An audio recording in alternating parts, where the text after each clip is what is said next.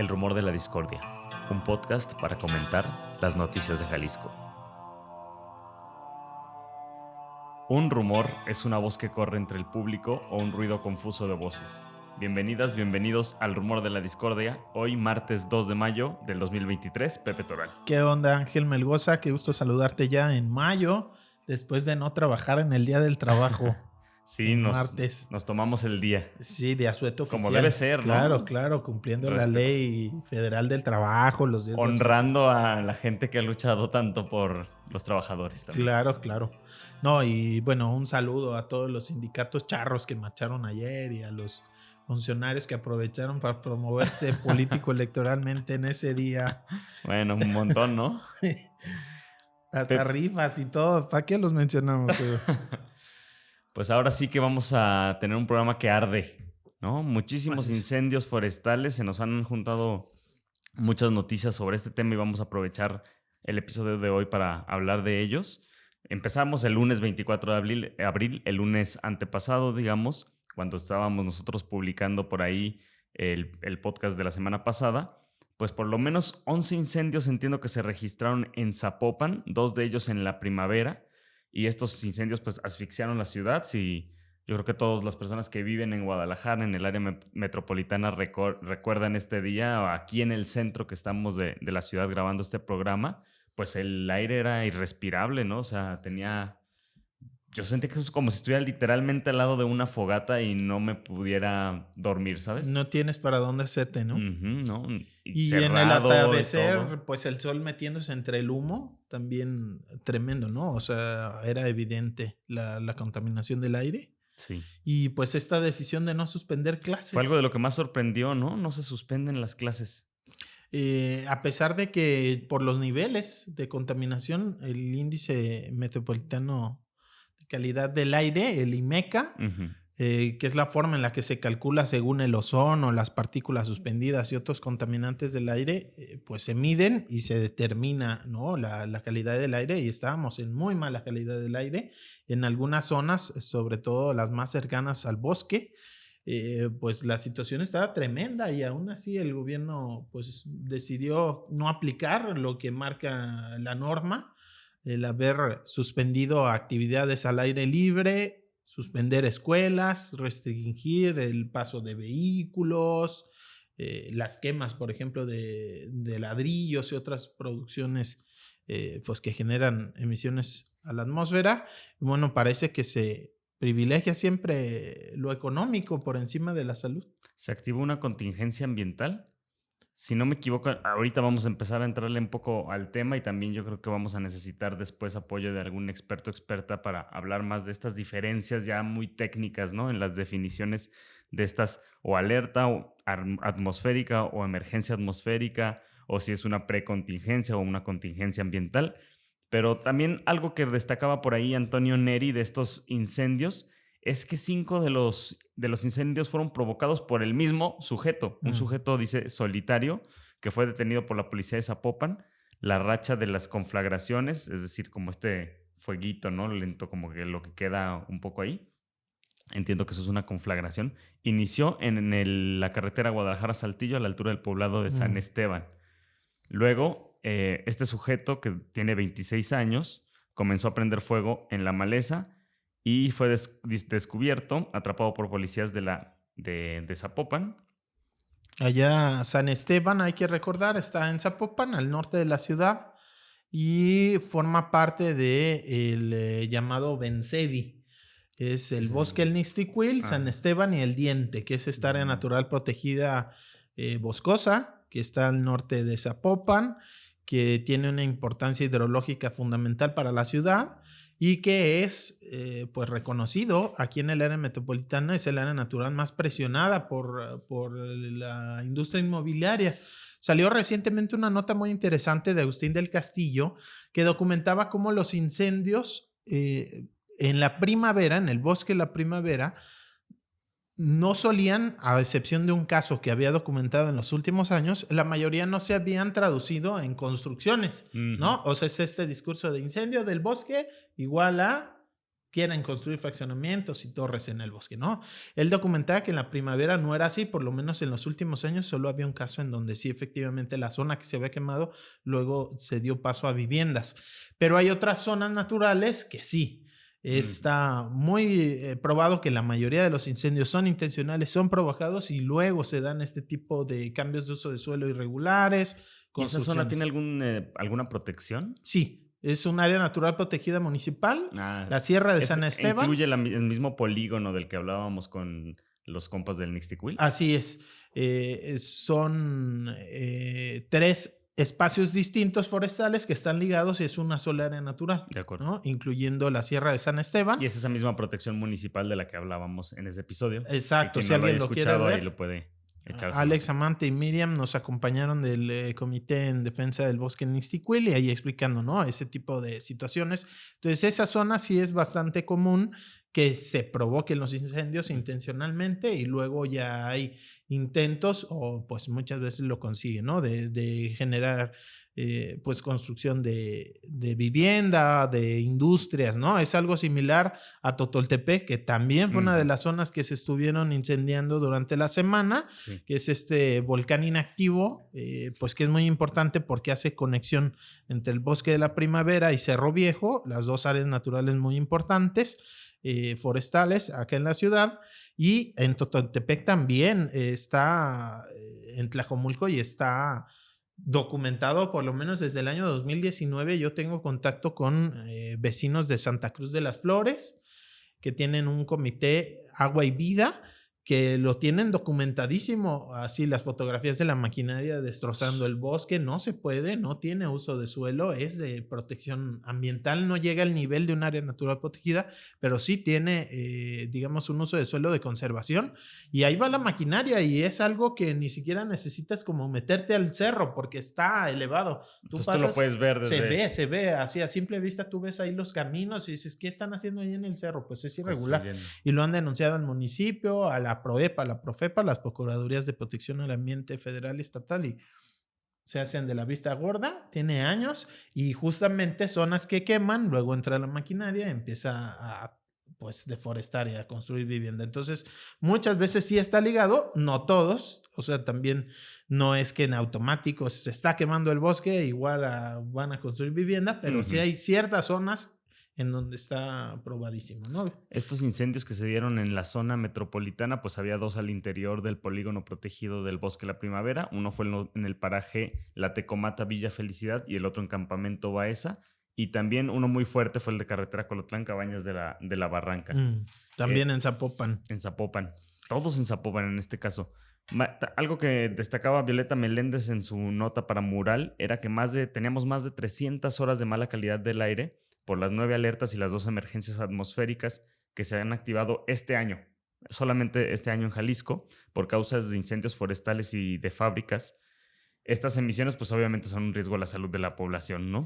Sí, es importante mencionar, sobre todo este tipo de incendios forestales generan las PM10 y las PM2.5. Son partículas pequeñísimas, ¿no? Que son menores a 10 micras o a 2.5 micras.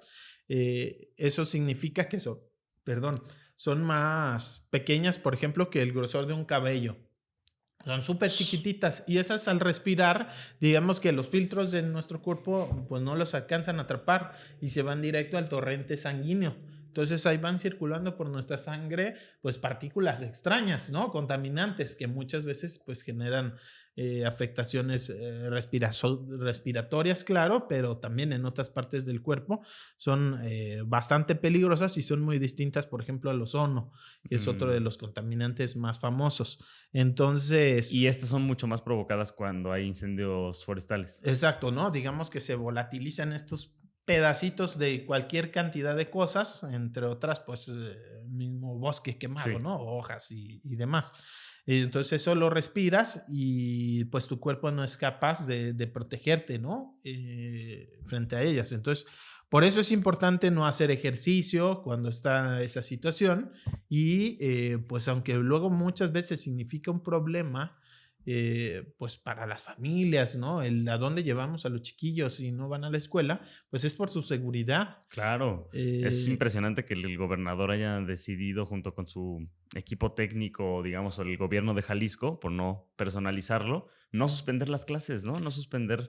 Dijeron, bueno, dijo Alfaro, esta mañana, gracias al comportamiento del viento y humedad que irán mejorando poco a poco la calidad del aire, se ha decidido no suspender clases en nuestra ciudad. Fíjate cómo habla a futuro, ¿no? Que irá mejorando poco a poco. O sea, sí, reconocen en ese momento, ahorita está de la fregada, pues, pero ya después se irá mejorando porque el mismo vientecito va a empujar el humo para otro lado. Y es que es impresionante las actitudes que toman estos, pues, nuestros actores políticos, ¿no? No solo Alfaro, sino también Pablo Lemos. Ya ahorita vamos a hablar de lo que después por ahí andaba tuiteando. Que me parece que, pues, no sé si ya, obviamente supongo que tenían una reunión pactada con la gente de esta agencia de cooperación de Estados Unidos, pero creo que la selección de palabras, todo es muy equivocado, ¿no? Más cuando la ciudad se está literalmente quemando, ¿no? Y vaya, ya están los protocolos armados desde hace tiempo. No es que cada que hay un incendio necesiten ver qué hacemos. Ya está. Es como de librito. Pero lo peligroso es que sea a base de decisiones políticas, ¿no? O sea, que no sea un tema técnico que diga, aquí, señor gobernador, aunque usted no quiera, aunque la decisión le vaya a afectar la imagen, lo que sea, se tiene que tomar por librito, por técnicamente, no puede haber clases, no podemos exponer a la gente a salir a la calle. Sí, no es la primera vez que pasa. Cuando invitamos a Violeta Meléndez, también sí. Allá, ya no recuerdo si fue diciembre o enero, pero justo era lo que nos platicaba, o sea, cómo las decisiones se están tomando con una base política, no incomodar a la gente o no generar un problema ahí en la Secretaría de Educación y demás, y no pensando en la salud. Y hay que recordar que en estos instrumentos, ¿no? Las emergencias, las contingencias y demás, o sea, son mensajes y estrategias ya planteadas desde antes de que ocurra una de estas emergencias solo para activarlas, y es importantísimo ahí cuidar la salud de menores de edad, claro, de personas mayores, porque son las que tienen, digamos, más vulnerable su organismo frente a este tipo de contaminación. Entonces, pues, la no suspensión de clases, la verdad, sin ningún fundamento, en la esperanza, ¿no? De que el airecito se lleve el humo. Va a llevar la agua. Y no medidas contundentes, ¿no? Ciertas mediciones y lo que sea, pero bueno, me parece impresionante porque a todas luces, o sea, volteabas a ver a la calle lo que fuera y se veía pues la masa gris en toda la ciudad, ¿no? Algo que también dice Violeta Meléndez es que estas más de 300 horas, ya decíamos, de alerta y emergencia atmosférica, no consideran las precontingencias ni las contingencias atmosféricas que se han registrado este año por la alta concentración de contaminantes en las estaciones de monitoreo atmosférico, que son estas que decías que están midiendo los puntos IMECA, ¿no? Uh-huh. Esas 7 estaciones que funcionan actualmente en la ciudad han arrojado 39 precontingencias y 3 contingencias atmosféricas por material particulado de micras 10, ya la decías tú, y ozono, y con esto se sumarían 2,137 horas de mala calidad del aire. O sea, 2,137 se le suman a las 300 que teníamos por los incendios forestales. Híjole, ¿cuánto es 2,000 entre 24? No sé, pero son días completos, o sea, de mala calidad del aire, en donde estamos respirando, nos estamos haciendo daño solo por el hecho de existir aquí en la ciudad. 89 ¿no? días. 89 días, o sea, una cosa tremenda. 89 días completos, ¿no? De 24 horas que aquí en la ciudad hemos tenido mala calidad del aire. Por ahí nos comentaba Maite Cortés. Tenemos 120 días en el año, más o menos. La mayoría con mala calidad del aire. 90 de 120. Maite Cortés, del Colectivo Ecologista de Jalisco, nos comentaba pues que ya Guadalajara es la ciudad del país con peor calidad del aire. Es casi un lugar común decir del DF llegas y la contaminación, toses y todo este rollo. Bueno, Guadalajara Según las cifras y los números, ya está en peor situación. Y es algo silencioso. En el caso de los incendios forestales, pues sí vemos la columna de humo y nos molesta con justa razón. Claro. Pero en días como hoy, que no hay un incendio forestal, también la calidad del aire está tremenda y es muy silencioso esas afectaciones a la salud que nos va generando. Claro. Estar respirando todo esto. Pues bueno, lo que les platicaba de Pablo Lemos, que a mucha gente nos indignó, fue que tuiteara en medio de la contingencia ambiental lo siguiente: Guadalajara es punta de lanza en el combate al cambio climático. Esa fue su primer tuit, ¿no? Y luego pues empezó a referir a un evento que tuvieron con gente de la USAID o USAID, esta agencia de cooperación de Estados Unidos, porque dice Pablo, la ciudad ha sido elegida como una de las 5 donde se implementará la iniciativa Alianza para Ciudades con Emisiones Netas Cero, impulsada por USAID, ¿no? Un anuncio, pues, de una cooperación ahí con esta agencia.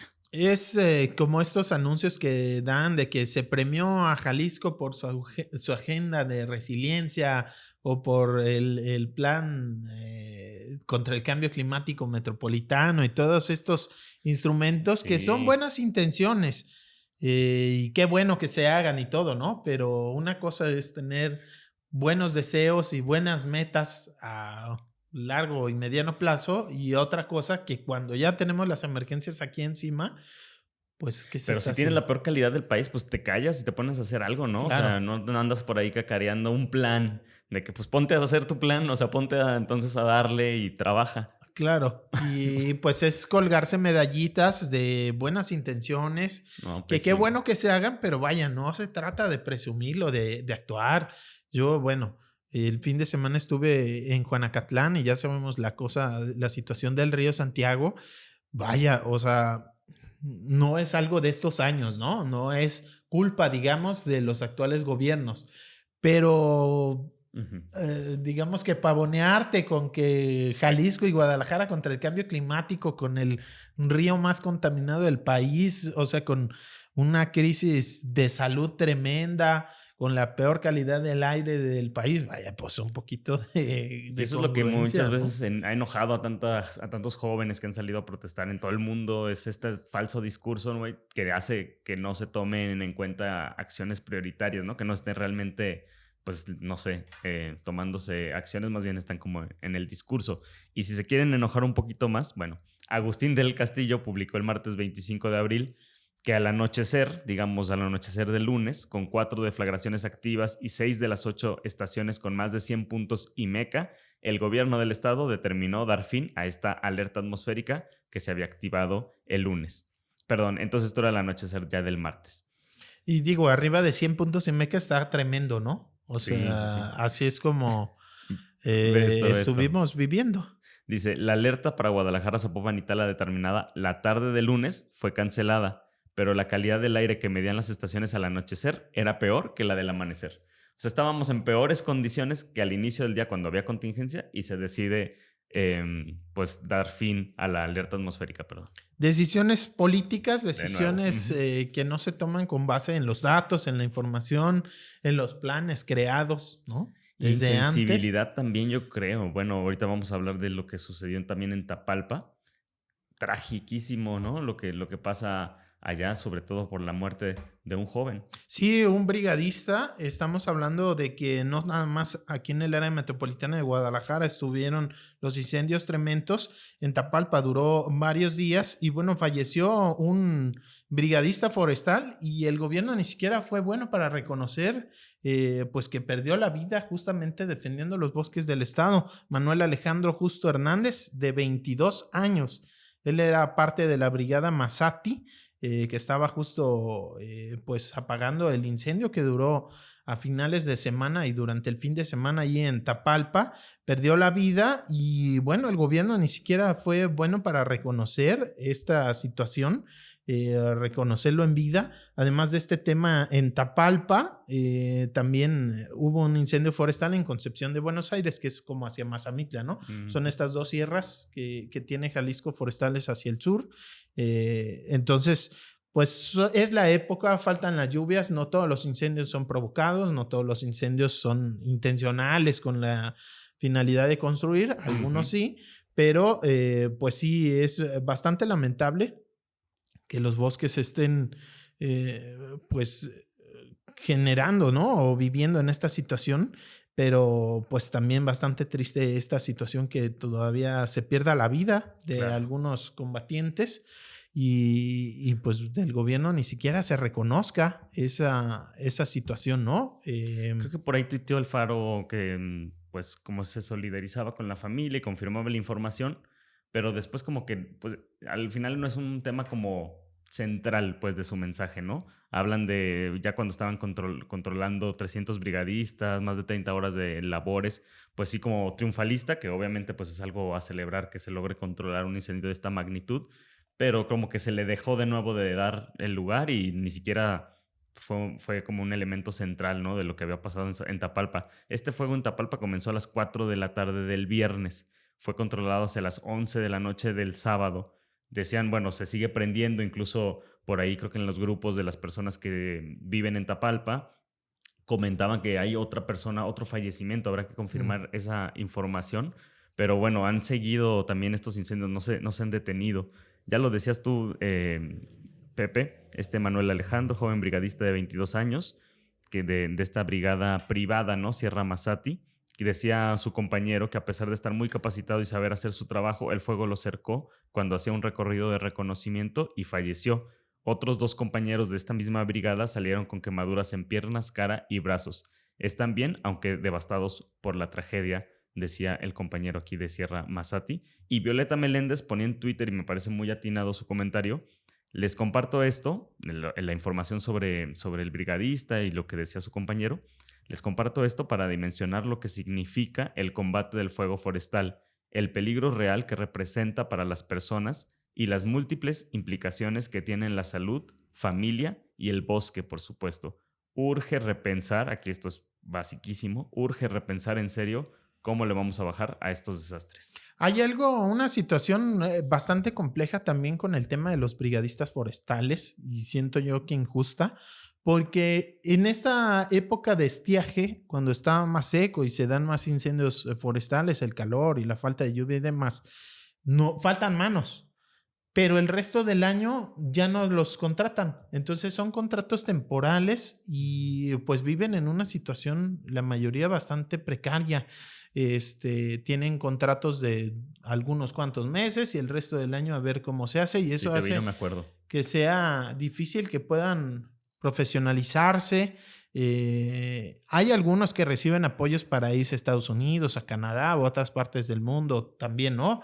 A combatir el fuego en otras zonas, a prepararse, a capacitarse y demás.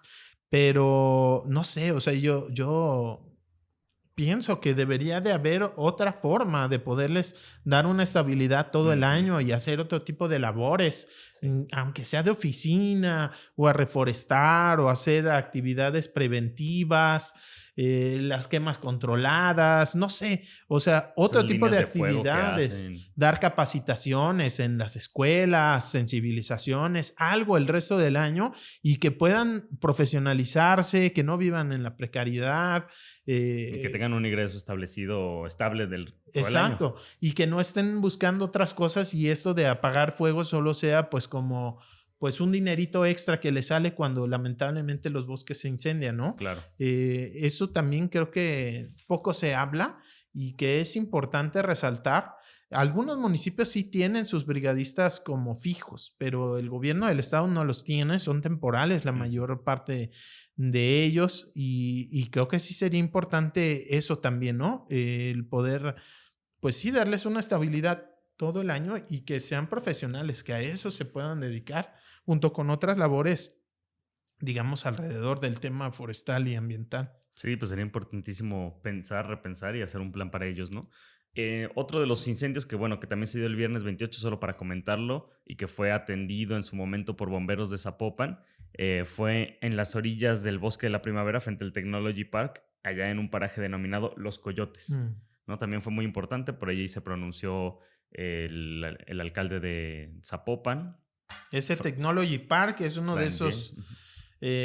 pues industrias que se construyeron pegaditas al límite del bosque, inclusive medio mordiéndole un poquitín, y eso es bien peligroso, ¿no? Entonces, insistir, el bosque a la primavera, si bien, por ejemplo, esta nota que les comentaba de Agustín del Castillo de hace unas semanas, documentaba que los incendios no se habían traducido, en el caso del bosque a la primavera, en los últimos, no se había traducido en construcciones dentro, sí la mayoría de los incendios se generan afuera y luego entran al área natural. Entonces, ¿dónde se están generando? Justo en esos fraccionamientos que quizá no invaden el área natural protegida, pero sí están pegaditos, ¿no? O este tipo por de eso son parques factores de riesgo, por eso no deberían de estar ahí. Exacto.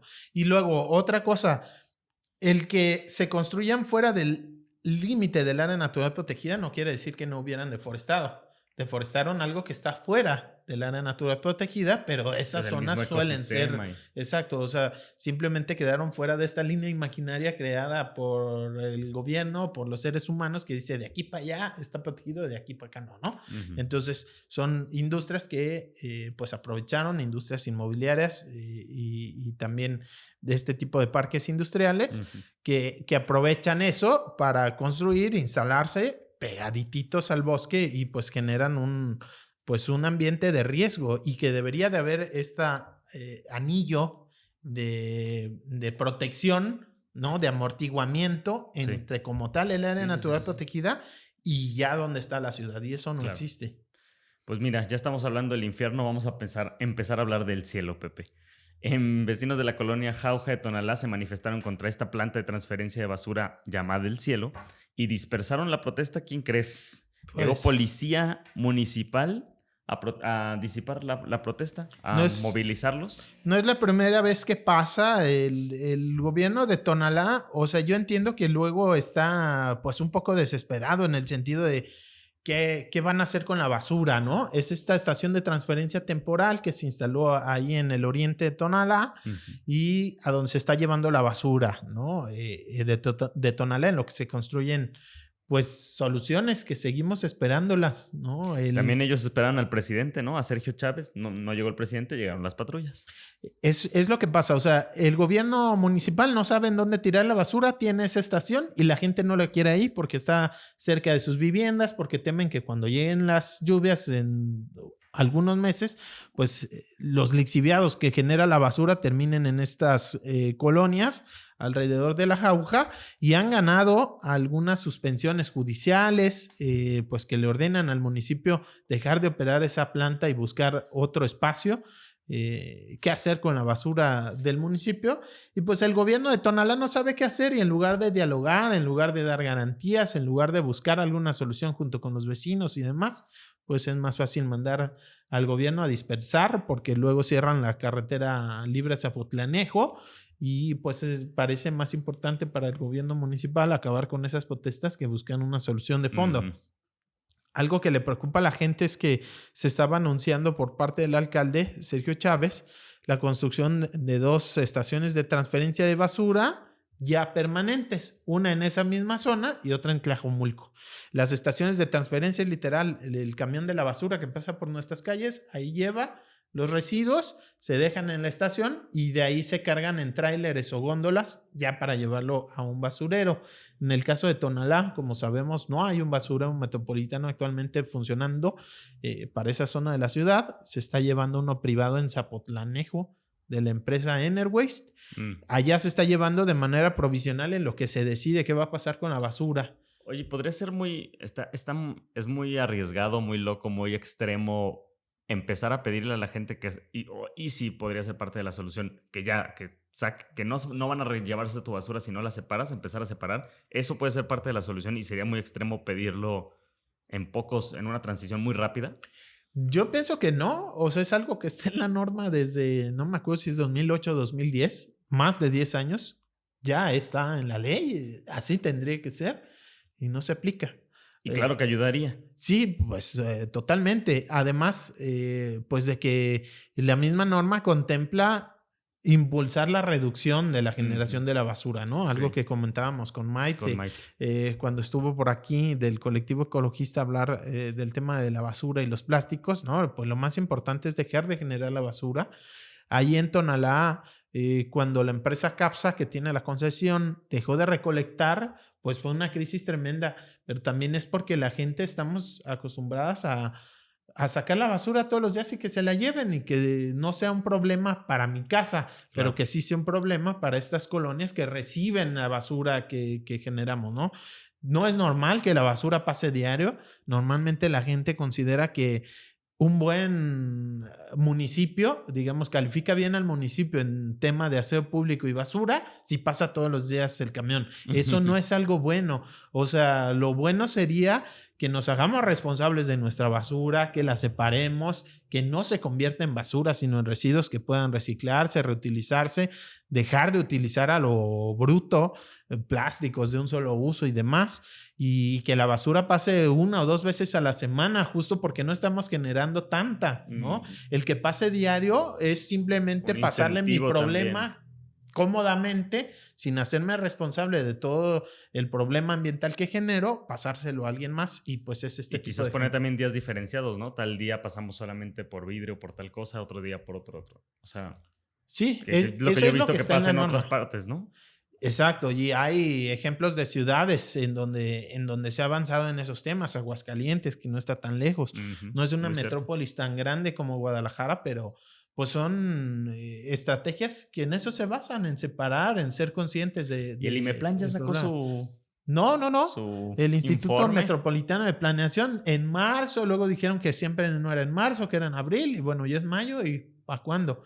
Ahí es uno de estos pendientes de...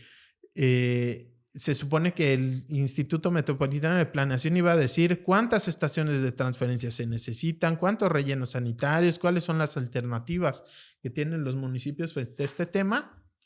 Pues esa, otro de los pero eso sí, la directora del IMEPLAN estaba ahí con Pablo Lemus anunciando este acuerdo con la USAID.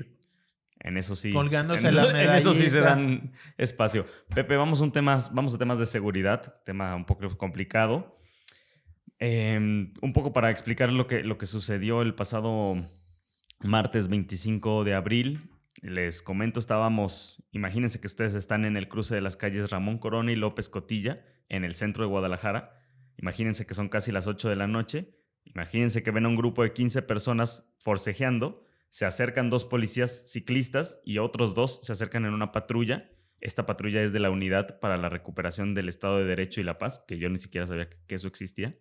Se acercan y entre las personas que forcejean ven que hay unas personas que llevan armas de fuego.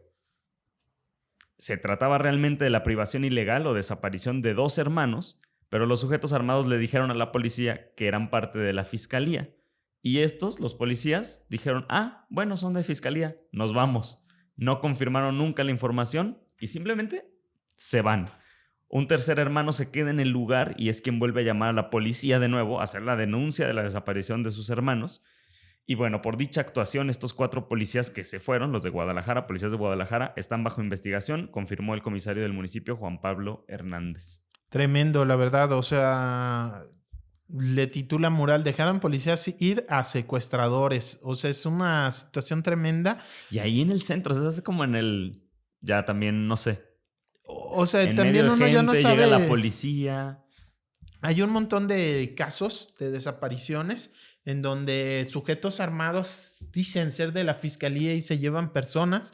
Pero y luego la fiscalía dice, no era personal nuestro, y es bien fácil de lavarse las manos, ¿no? Es hasta como un modus operandi, ¿no? Sí. Que digan, somos de fiscalía, es como ya los hemos escuchado muchísimas veces. Exacto, hay un montón de casos en donde las familias, eso es lo que denuncian, ¿no? Y presumen que en realidad sí era gente de fiscalía.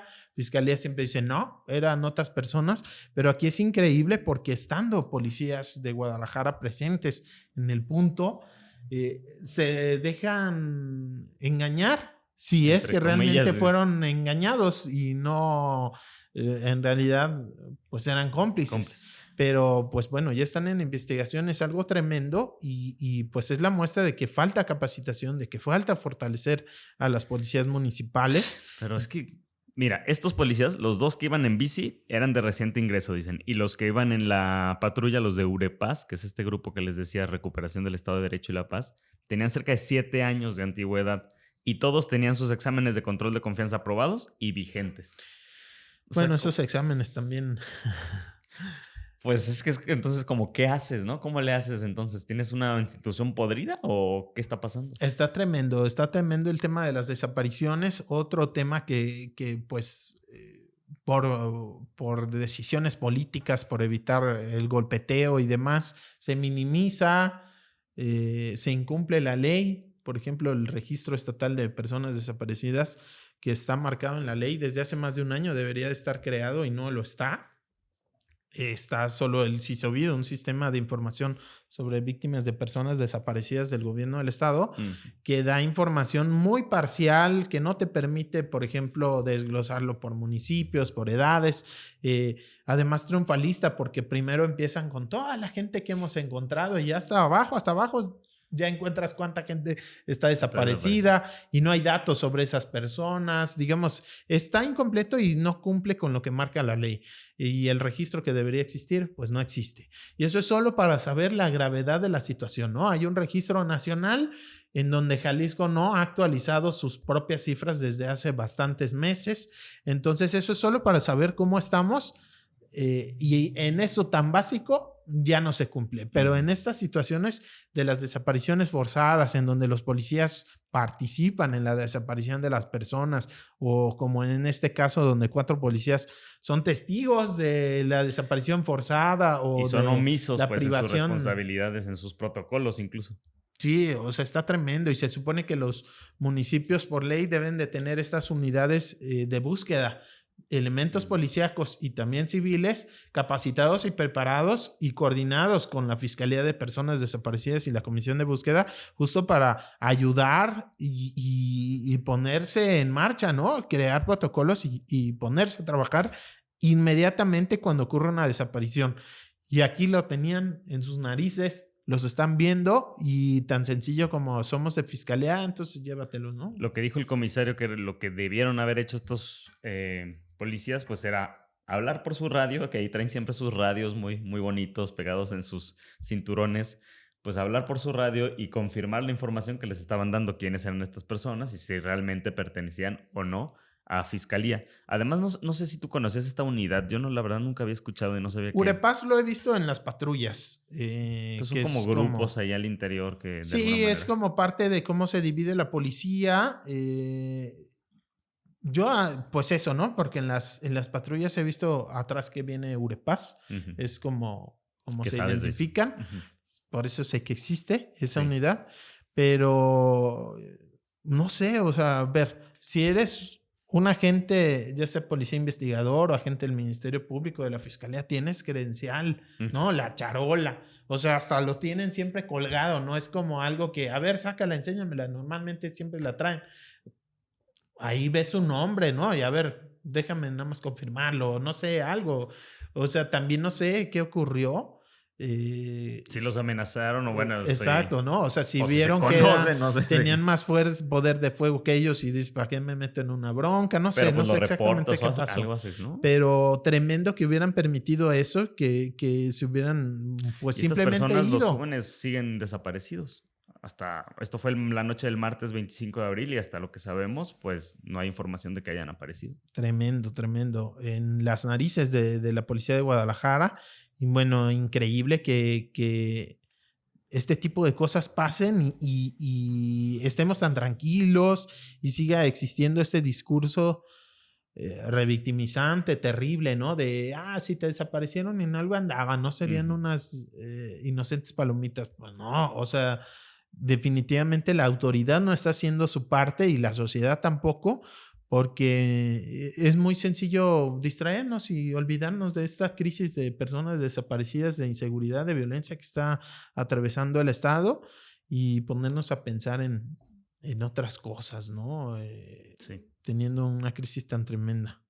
Pepe, también, bueno, no es por ser triunfalista, pero hay personas y también pues celebramos, ¿no? Personas que aparecen primero en Tlajomulco este sábado 29 de abril. 3 jóvenes fueron reportados como desaparecidos por sus familias y localizados por la Policía del Estado y la Fiscalía Especial para Personas Desaparecidas. Ellos dicen que continuarán con la investigación para dar con los responsables. Los familiares de las víctimas denunciaron el martes 25 de abril que los jóvenes de 19, 20 y 31 años. Mira, el mismo día que desaparecieron acá en el centro los otros 2 hermanos. Estos jóvenes de 19, 20 y 31 años fueron privados de la libertad por sujetos armados cuando se encontraban trabajando en un autobaño en la colonia La Lagunita y se los llevaron por la fuerza en varios vehículos. Fueron encontrados en el fraccionamiento Silos de Tlajomulco. Ese es el primer caso. Y luego en Encarnación de Díaz, donde también ya hemos hablado de lo complicado que está la situación de seguridad en el norte del estado, un joven de 18 años logra escapar de sus captores y alerta a las autoridades de que había otras 5 personas donde él había estado cautivo. El sábado los logran localizar a una mujer y 4 hombres que fueron reportados como desaparecidos, y tras esta liberación la Guardia Nacional resguarda la zona y la Fiscalía de Jalisco indicó que emprendió una investigación para dar con quién o quiénes resulten responsables del crimen. En los 2 casos investigarán. Pues ojalá den con los responsables y no nada más. Digo, es una muy buena noticia que localicen con vida a las personas, pero pues que encuentren quiénes fueron los responsables de esa desaparición. Encarnación de Díaz, La Chona, pues ya hemos hablado de esta situación complicada en ese municipio de Altos Norte, la región de los Altos de Jalisco, que pues está ahí muy cercana a Aguascalientes, también conecta fácilmente hacia Zacatecas, hacia la autopista San Luis, hacia León, Guanajuato. Entonces, bueno, pues es una zona muy importante y que ha sido pues controlada en buena parte de ese territorio por el crimen organizado, que además se está disputando ahí entre distintos cárteles, aparentemente el de Jalisco y uno de Sinaloa. Entonces, pues bueno, tremendo, qué bueno que se hubiera localizado estas personas, pero pues está lejos de haberse solucionado el tema de la violencia en esa zona de Jalisco. No, pues lejísimos. Hablando de cárteles y de grupos del crimen organizado, Pepe, esta semana fue detenido Rodrigo Omar Páez Quintero, conocido como El R, y es sobrino del famoso narcotraficante Rafael Caro Quintero, líder del cártel de Caborca. Rodrigo y Caro fueron reconocidos como el cártel, como los líderes de este cártel, y fueron detenidos justo aquí en Zapopan por autoridades federales. Entonces, por eso también comentar el tema, a pesar de que controlan allá esa zona del norte. En Sonora, muy cerca de la frontera con Estados Unidos, pues bueno, lo vienen a detener aquí en Zapopan. Que muchas veces operan aquí y no es la primera vez en que pues son detenidos este tipo de narcotraficantes en la ciudad. El domingo sucedió esto. Y pues también está documentado, sobre todo por el Departamento del Tesoro de Estados Unidos. Están documentadas pues actividades de lavado de dinero aquí en la ciudad, lo hemos comentado. Es ya casi Vox Populi lo de las torres y así, pero no nada más. O sea, el Departamento del Tesoro tiene identificados así pues con dirección y nombre y todo, restaurantes de sushi, cabañas en renta, cualquier cantidad de negocios que aparentemente operan. ¿No hay medios de comunicación legal por ahí? No que yo recuerde. Gasolineras. Qué bueno. Que aparentemente pues operan legalmente, pero en el fondo pues lo que están haciendo es lavar dinero, ¿no? Este dinero que se obtiene por actividades criminales, luego y lo señalan como, sistema. O sea, como que ellos suponen o ellos tienen ya pruebas. Tienen pruebas y, o sea, lo que hace el Departamento de Tesoro es que los ficha, los pone en la lista negra, y cualquier empresa estadounidense que se le ocurra tener algún negocio con estas empresas que están en la lista negra, pues los procesan. Digamos, está fuera de territorio de Estados Unidos, no puede como intervenir. Y lo que hace es ponerlos en la lista negra, ¿no? Yeah. Entonces, de Caro Quintero, de estos grupos, hay también algunos de estas pues negocios, ¿no? Que en Estados Unidos los tienen muy bien identificados, y luego dice uno, pues, ¿para cuándo baja esa información aquí a México, a México, ¿no? Sí. Digo, o quizás la tienen la información y no hay. Aparentemente acción. Es una buena noticia, ¿no? El que se hubiera detenido este LR. Según entiendo, pues lo van a extraditar. Va a ser en Estados Unidos donde lo juzguen, y sí participaron agentes internacionales por ahí de la Interpol y otros, digamos, personal no nada más de México, de otras partes del mundo. Entonces, bueno, pues a ver finalmente qué pasa. ¿Tú encontraste dónde lo detuvieron o no? En Zapopan yo nada más está como es en donde general, lo tengo como identificado, pero no sé exactamente en qué colonia de Zapopan, pero bueno. En algún lugar de Zapopan. Acá en Zapopan, ¿no? No queremos acordarnos. Viven y operan aquí, aunque sea, pues en teoría, Sonora, ¿no? La zona en donde terminan traficando. Oye, y también hablábamos de un fraude inmobiliario que se le atribuye ahora al Cártel Jalisco Nueva Generación en la región de la ribera del lago de Chapala, ¿no? No, en Puerto Vallarta. Cabrón, en Puerto es una Vallarta. nota, la nota principal Me quedé con la idea de una de las notas principales de NTR. A principios de la semana, cártel defrauda a ciudadanos de Estados Unidos y es justo el Departamento del Tesoro de Estados Unidos que tiene identificado ya, dice 19 empresas y 7 personas que presuntamente están ligadas con el cártel Jalisco Nueva Generación y están generando fraudes inmobiliarios allá en Puerto Vallarta. Dice la nota que está firmada por redacción, pues seguramente para proteger, ¿no? A las personas de NTR Guadalajara. Habla de que aproximadamente son cerca de $40 millones, pues las pérdidas a las que asciende digamos, a las personas a las que han defraudado.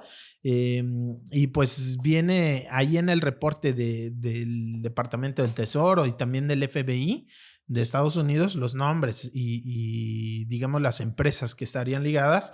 Se trata pues de venta de supuestos terrenos, de viviendas ahí en la zona turística y que pues muchas veces defraudan a ciudadanos estadounidenses. Uh-huh. De ahí que obtengan la información de primera mano, ¿no? Y que les alerten a sus ciudadanos, ¿no? El Departamento del Tesoro. Sí, bueno, pues ya lo hemos hablado aquí. Los cárteles desde hace mucho tiempo no nada más se dedican al tema del fentanilo, el narcotráfico, las drogas.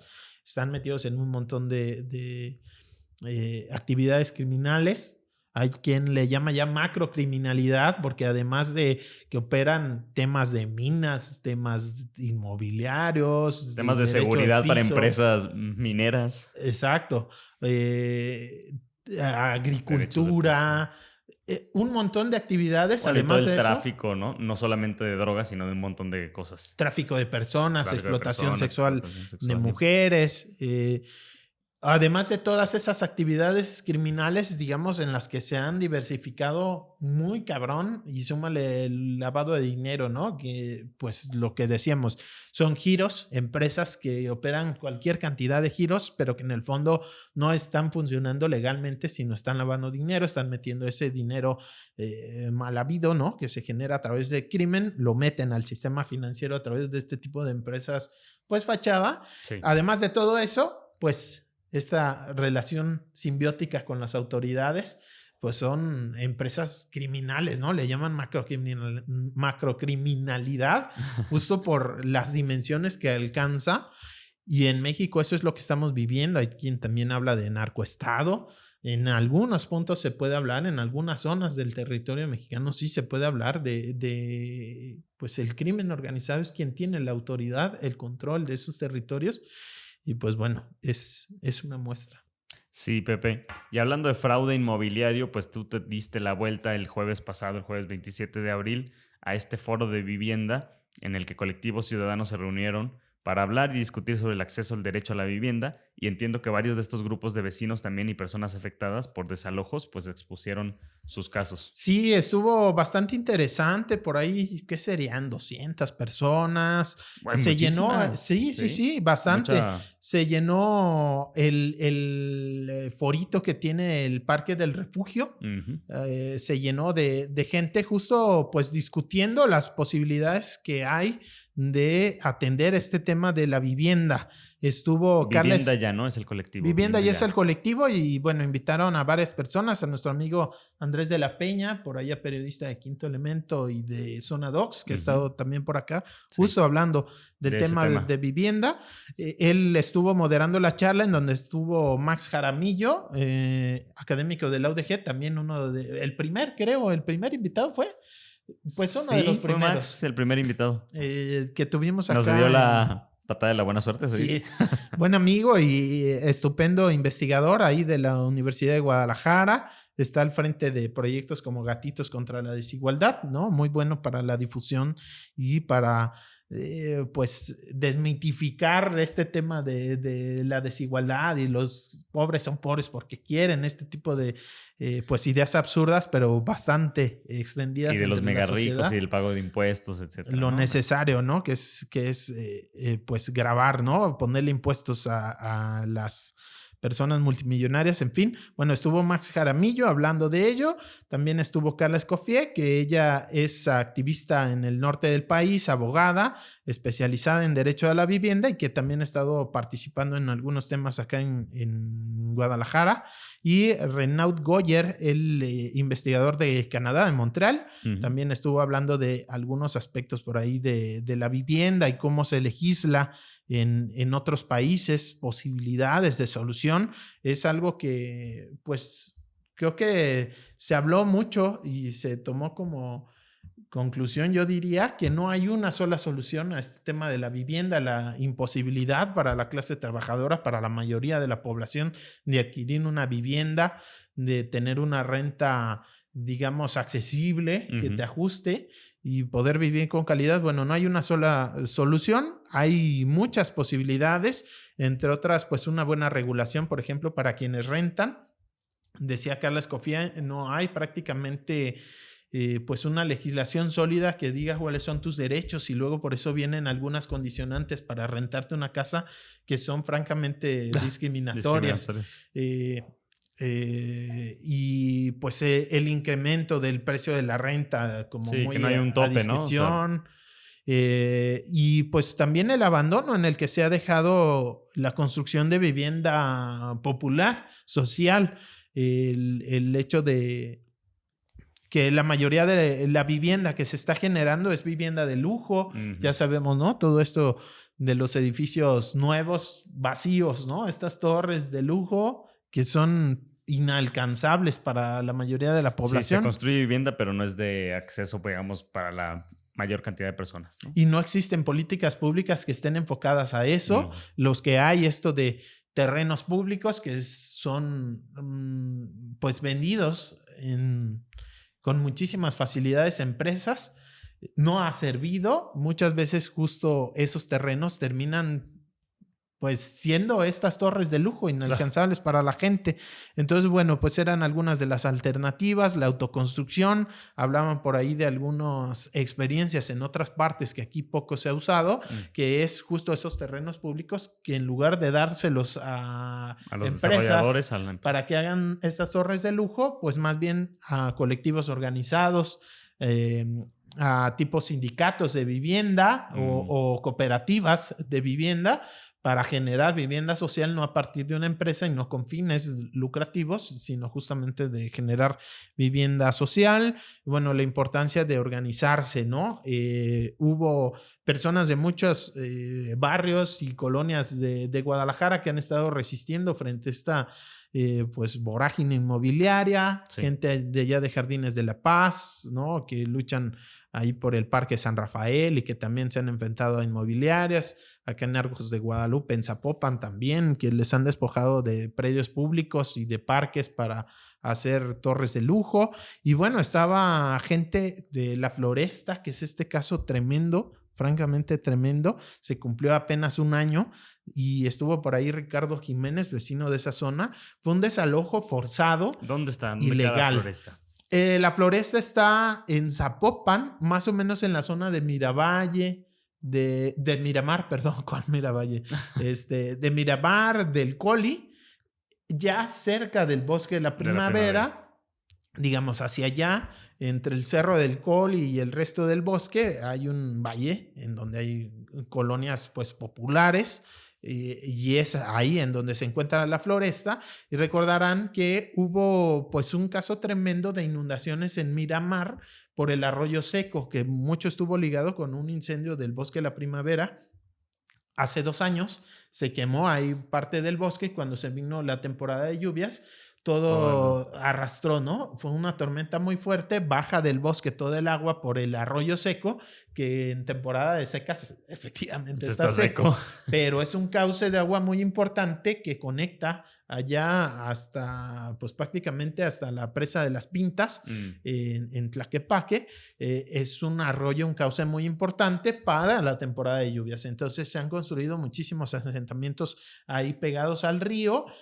Mucho por culpa del municipio de Zapopan, que es quien debe de controlar eso. Y bueno, hubo una situación de crisis social tremenda en esa ocasión, justo en la parte de Miramar, viviendas que se cayeron, todo lo que se llevó, gente que perdió todo, ¿no? Entonces, una respuesta, la verdad, tremenda frente a eso fue ir a demoler viviendas. 70 familias más o menos se quedaron sin una casa en la Floresta, que es en una zona alta, ¿no? Entonces lo que dice la gente es... Porque fueron a desalojarlos de todo el cauce o lo que estaba alrededor del cauce de este arroyo seco. Lo problemático de esto es que mucha de esa gente tenía papeles. Entonces... fue un operativo que debe de intervenir ahí la Comisión Nacional de Derechos Humanos, porque fue un operativo entre los 3 niveles del gobierno.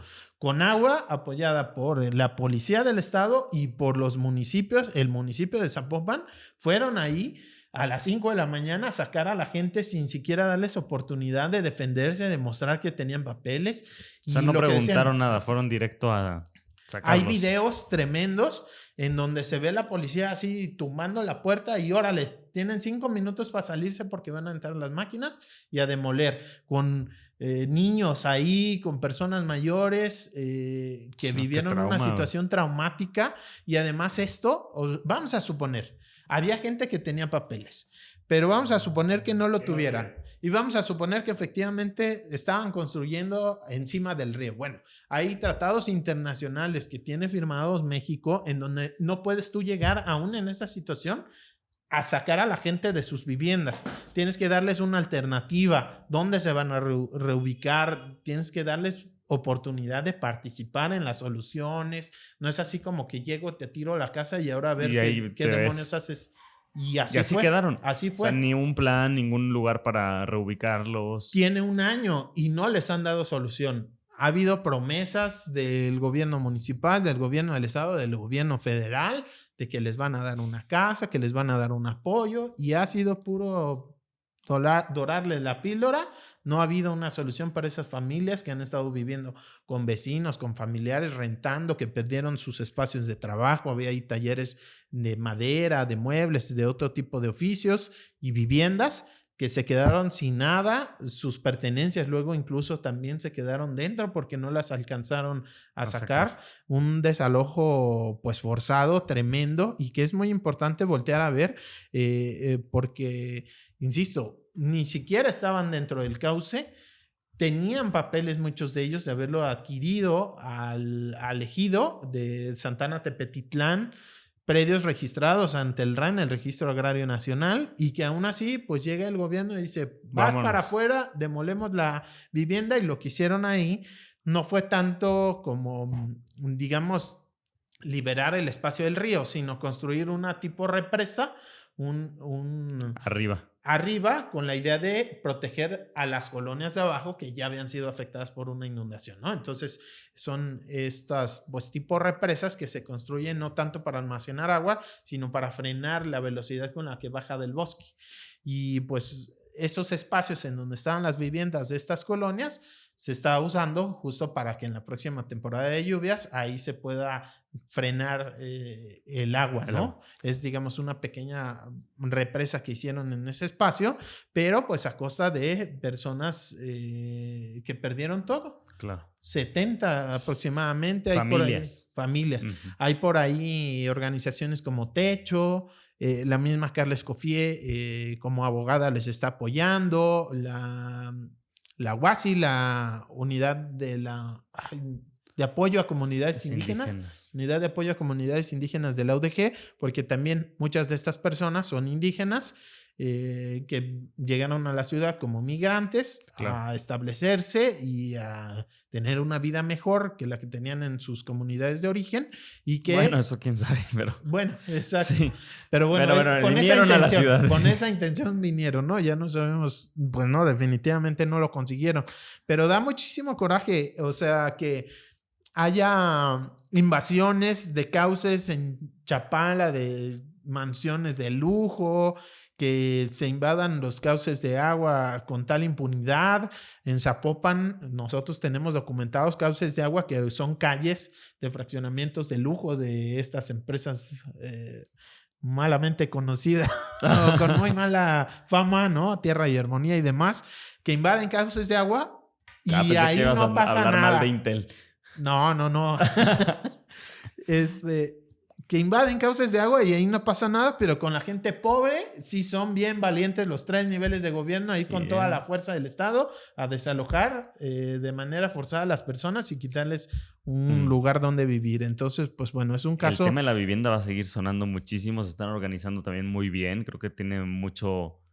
o sea, hay muchísima gente interesada, vemos muchísimas personas interesadas y esta fue una demostración, ¿no? Solo un foro con más de 200 personas presentes, los casos obviamente expuestos de las personas afectadas, pero yo creo que estas personas con el colectivo pues van a seguir organizando un montón de eventos e iniciativas y también hay que darles un seguimiento puntual, ¿no? Sí, yo creo que es algo de muchísimo interés. Luego el derecho a la vivienda no lo tenemos tan internalizado como el derecho a la educación o a la salud. Sí. Y es un derecho humano. No es como alguna vez ahí Pablo Lemos, cuando criticaron su política de repoblamiento del centro de Guadalajara, no es una postura de gente huevona, ¿no? O que no quiere trabajar. Si te alcanza, exacto. Es que no te alcanza porque no trabajas, ¿no? Trabaja y ya te alcanzará. No. O sea, está muy probado y ahí dieron datos bastante importantes de cómo la mayor parte de la población, digamos en promedio, no tiene suficiente recurso para pagar una renta, mucho menos para adquirirla. Por ejemplo, decía Andrés de la Peña, en 2022 el promedio de ingresos acá en la ciudad era alrededor de 9,000 pesos y la renta promedio era de 22,000 pesos. Entonces, ¿de verdad renta promedio de 22,000? ¿En qué área? En la ciudad. ¿Sí? Lo que pasa es que las rentas son carísimas. O sea, tú puedes encontrar una renta barata, pero eso no quiere decir que el promedio sea barato. ¿De verdad el promedio es 22,000? El promedio se me hace muy alto, en Zapopan y en Guadalajara. Es el promedio. Inclusive si te vas a cifras menores es de 16 según la AMPI, la agencia...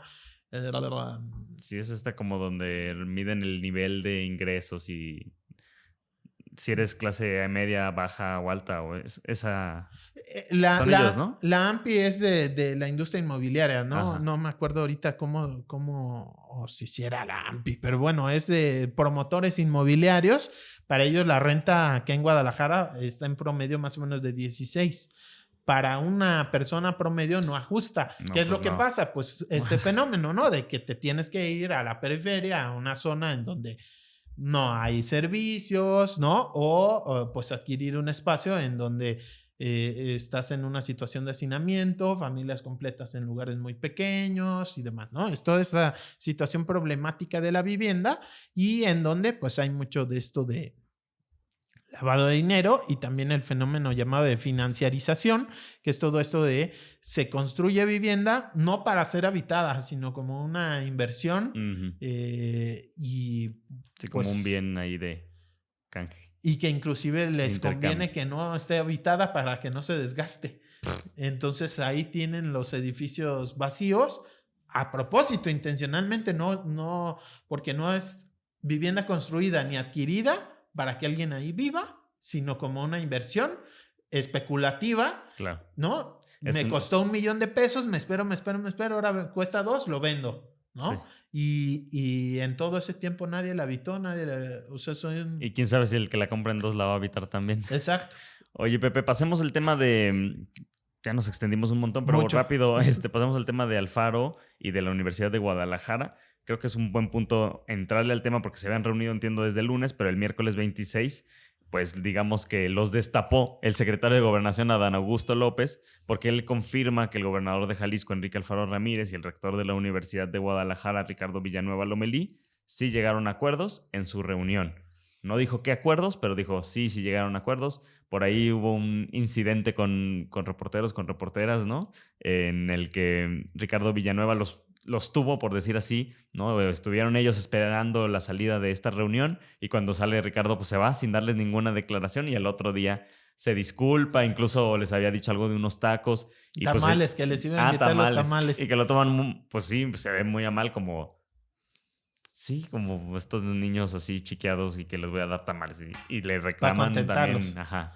Le reclaman también eso con toda justa razón, me parece. Sí, en el círculo de periodistas de acá de Guadalajara estuvo circulando esa entrevista y bueno, comentaron compas que estuvieron presentes. De entrada, cuando fue la reunión ahí en Casa Jalisco de Alfaro, de Ricardo Villanueva y de Augusto, estuvieron horas esperando y nadie fue bueno para declarar o algo. Entonces, lo que le reclamaban al rector es, a ver, cuando estabas en conflicto... Cualquier cosa querías que saliera. Querías dar las entrevistas, ¿no? Y ahora ya no quieres, ¿no? Entonces, cuando te conviene somos los medios importantes y cuando no te conviene nos das nos das tamales, ¿no? Nos ofreces tamales. Entonces, bueno, estuvo bastante interesante la entrevista. Le dieron con todo fuerte al rector. Hasta eso aguantó, pero bueno, creo que pues son temas que merecen trascender a la opinión pública, saber para dónde va. Una de las pocas cosas que se sabe, que reconoce el rector, pues es que eso que ya lo habíamos mencionado, ¿no? Prácticamente él ya se baja de la carrera electoral. Que él se va a concentrar en la Universidad de Guadalajara completamente. Que estaba sonando muchísimo en encuestas y demás, ¿no? En pasillos que iba a ser el candidato, lo ponían por ahí en Morena, o hagamos este partido político local ligado a la Universidad de Guadalajara. Entonces, bueno, eso es algo que ya se confirma después de la muerte de Raúl Padilla. Él ya no va a pensar. Dice, no me descarten para el 27 o el 30, ¿no? O sea, ya luego veremos. Pero para el 2024 no va a ser candidato, no va a jugar en el tema electoral él. Y pues se va a esperar a terminar su rectorado en 2025. Eso es de lo poquísimo que ha trascendido. Pero bueno, ojalá que este conflicto pues finalice de buena forma, pero sobre todo que se hagan públicos los acuerdos, los convenios, a dónde va a avanzar. Claro. Igual que se hizo público todo el conflicto, el dinero del Museo de Ciencias Ambientales y pues toda esta crítica del gobernador a la participación electoral de algunos actores universitarios, las empresas parauniversitarias que encabezaba Raúl Padilla. Bueno, así como se hizo todo eso público, también el arreglo. Y si no se hace público porque están arreglando cosas inconfesables, pues bueno, con mayor razón tendría eso que salir a la luz, ¿no? Pero con mayor razón no saldrá, o no saldrá como tal, ¿no? Un poco como rumor de pasillo, pues ya se han escuchado estas cosas de que tienen que perder todas las aspiraciones políticas y dejar de lado sus intenciones de seguir por ahí trabajando. Y el rector decía, nosotros nunca hemos tenido intenciones. El partido Hagamos lo fundaron ex universitarios, ¿no? Él en eso se escudaba, pero bueno. Pepe, para temas de lo que viene en la semana, por ahí mencionabas el tema del basurero en Tala. Sí, esto puede generar mucho ruido y se han estado manifestando en Tala. Hay que recordar que en Tala se pretendió crear el relleno sanitario metropolitano, el nuevo espacio donde se iba a mandar la basura del área metropolitana de Guadalajara, que se lo iban a dar otra vez a CAPSA, esta empresa que yo digo es criminal, que tiene la concesión de la basura en los principales o buena parte de los municipios del área metropolitana. Se lo iban a dar allá, la gente de Tala se entera. Un municipio que ni siquiera es metropolitano, le van a mandar toda la basura metropolitana, como porque la gente se organizó así en cuanto supo que estaba esa amenaza y bueno, consiguieron frenar ese proyecto y ahora se está anunciando un basurero intermunicipal que aparentemente no involucra al área metropolitana. En teoría, en ese basurero se va a tirar residuos de Tala, Amatitán, El Arenal y Tequila. En Tala otra vez. Todavía no se sabe bien en dónde, ¿no? Entonces la gente de Tala advierte que parece que va a ser en Tala. Todavía no se conoce a ciencia cierta bien todo. Lo que se aprobó en el Cabildo de Tala es autorizar al ayuntamiento a firmar un convenio para la creación de este basurero intermunicipal de sus 4 municipios de la región Valles. Pero a mí me dice gente de Tala que se habla de que sí podrían tirar ahí basura los municipios de El Salto y Tlajomulco. Para mí les queda muy lejos, pero bueno, puede ser que haga mucho ruido. La gente está preocupada allá en Tala con esta situación, que no les quieran meter un gol como se pretendió hacer en años pasados. Entonces, bueno, creo que puede sonar mucho ruido y seguir aquí recordando al IMEPLAN, que no se nos olvida que tiene que entregar por allá un saludos a los funcionarios y funcionarias del IMEPLAN sobre la basura y bueno, se los encargamos, porfa. Si nos lo mandan antes, mejor. Ojalá que no patine el bote de la basura un sexenio más, un trienio más, que se tomen decisiones a futuro y pues que esta crisis que no tiren ambiental a la basura sus planes. Ya veremos. Muchas gracias, Pepe. ¿De qué a ti? Gracias a las personas que nos escuchan. Por ahí les recordamos que si se pueden suscribir y calificar este podcast, pues nos ayudarán a llegar a más personas. Gracias. El rumor de la discordia, un podcast para comentar las noticias de Jalisco.